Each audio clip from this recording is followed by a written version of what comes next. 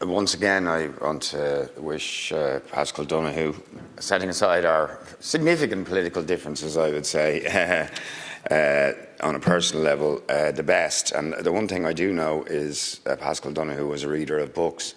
And one book I know he's read, because we talked about it, is a book by Thomas Piketty about the growing inequality in wealth in the world.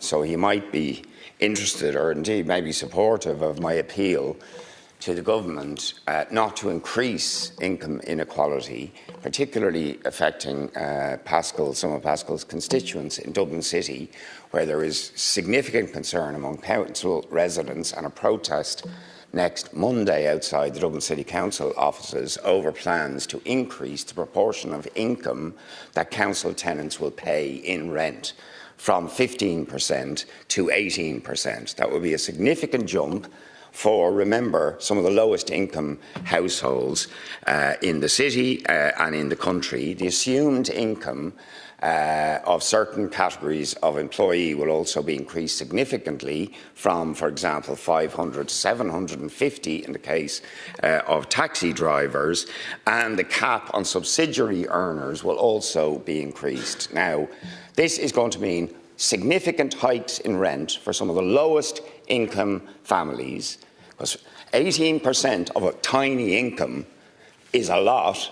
18% if you're a multi-millionaire is not a lot, right? So this is a cost of living hike for some of the lowest income families in Dublin City. It's going to affect other places, and because the income thresholds have not been raised, and I want to emphasise this point, this is the reason this is being done, because we used to have people with higher incomes in social housing. Now they're being excluded from housing lists, segregating the lowest income households, and meaning the rental revenue coming back to local authorities is less.